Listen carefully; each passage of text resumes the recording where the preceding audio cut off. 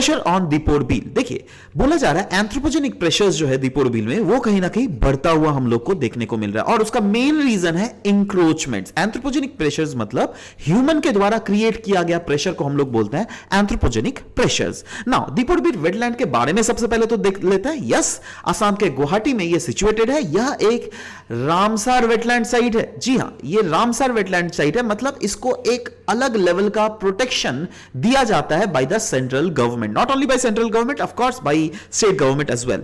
यही नहीं, ये रामसार वेटलैंड साइट होने के साथ साथ एक बर्ड सेंचुरी भी है और यह एक इंपॉर्टेंट बर्ड एरिया भी है।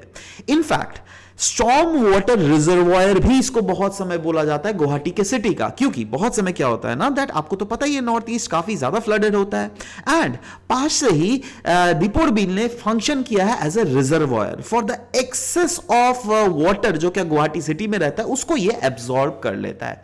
और अभी ये आर्टिकल क्यों आया था? Yes, on the occasion of World Wetland Day जो क्या सेलिब्रेट किया गया था recently near the Deepor Beel by an organisation जिसको हम लोग बोलते, जो एनजीओ है इसका नाम है नॉर्थ ईस्ट वेटलैंड, राइट। और पार्टिसिपेट किया गया था अराउंड 50 स्कूल स्टूडेंट्स के द्वारा।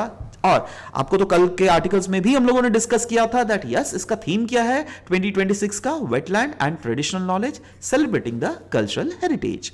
नाउ सवाल होता है what is the importance of traditional and indigenous knowledge. देखो, ये जो ट्रेडिशनल या फिर इंडिजिनस नॉलेज है ना, इसका एक इंपॉर्टेंट रोल है ऑफ द कहीं ना कहीं डिलीवर करना लोगों तक। मतलब आप अगर कोई चीज मैसेज को दुनिया तक पहुंचाना चाहते हो और अगर आप उनके पर्टिकुलरली लोकल लैंग्वेजेस में अगर आप उसको पहुंचाओगे ना तो बच्चा भी सीखेगा। क्योंकि आप खुद सोचो ना, एक बच्चे को और ले ले बाबू चोना, और ले ले बाबू चोना, उस समय क्या कौन सा लैंग्वेज बोला जाता है मम्मी के द्वारा बच्चों को, राइट? उस समय बोला जाता है दैट हाँ, जो भी रीजनल लैंग्वेज है। For example if you are Assamese, so an Assamese parents will be like वो जो बच्चे से 24 घंटा वो बच्चा वही सुन रहा है, एसएमईसी सुन रहा है, तो बच्चा तो एसएमईसी हो जाएगा ना। एक अगर तमिल पेरेंट्स का बच्चा आएगा तो वो पेरेंट्स सब समय तमिल में बात करेंगे, तो बच्चा सब समय तमिल ही नहीं सीख लेगा। अगर कोई मराठी रहेगा तो मराठी, पंजाबी रहेगा तो पंजाबी, राइट? सो अभी जो इस बार का थीम भी तो यही है ना, ट्रेडिशनल नॉलेज के साथ। तो ट्रेडिशनल नॉलेज का अगर देख लीजिएगा एक इंपॉर्टेंट रोल होता है इन डिलीवरिंग द मैसेजेस, राइट?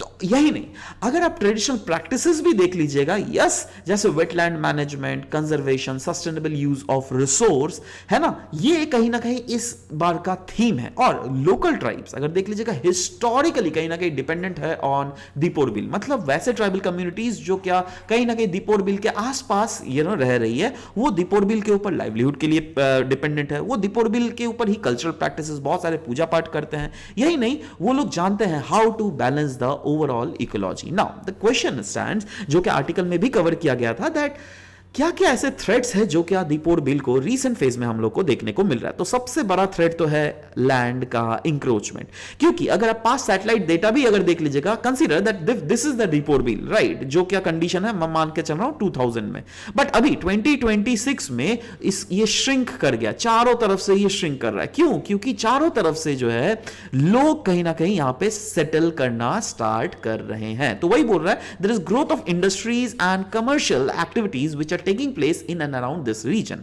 कहीं यही नहीं, वेस्ट डंपिंग एक बहुत बड़ा इशू है। इंडस्ट्रियल वेस्ट ले लो या फिर आप नॉर्मल गार्बेज या फिर सॉलिड वेस्ट ले लो, ये सब भी डंप किया जा रहा है। अर्बनाइजेशन तो है ही, क्योंकि ये अर्बनाइजेशन भी जो हो रहा है ना, ये अनप्लान्ड वे में डेवलपमेंट हो रहा है around the regions of wetlands, और ये सारी एक्टिविटीज कहीं ना कहीं दीपोर बील को पुश कर रही है टुवर्ड्स एन इकोलॉजिकल कोलैप्स, जो क्या आज नहीं शायद, बट यस आने वाले समय में हो सकता है, ऐसा इस आर्टिकल में बोला गया है। तो सवाल होता है इकोलॉजिकल जब कोलैप्स होगा तो यार कैसे इकोलॉजी और बायोडायवर्सिटी इससे इन्फ्लुएंस होगी। तो देखो क्लियरली बोला गया है, देखो वेटलैंड जो है ना बहुत हद तक तो एक बहुत अच्छा example of pristine example wherein the nature is intact, right? क्योंकि अगर नेचर इंटैक्ट, क्योंकि वेटलैंड में देखो वैराइटीज ऑफ फ्लोराज हम लोग को देखने को मिलता है।